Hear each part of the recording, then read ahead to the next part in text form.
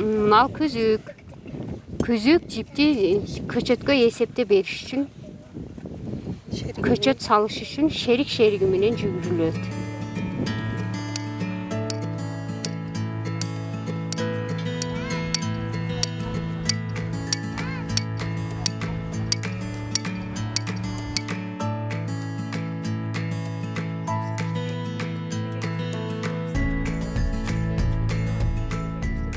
Мал жандыгыбыз бар, жайлоого чыгабыз.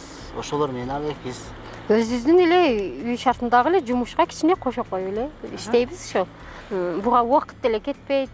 Өзүбүздүн эле тиричилик дагы өтөт. Бул жашоо, бул ишти деле алып кете беребиз. Балдарыбызга деле көңүл болобуз. Балдар сабакка барат. Сабактарына жардам беребиз. Баардык нерсеге жетишкенге аракет кылабыз.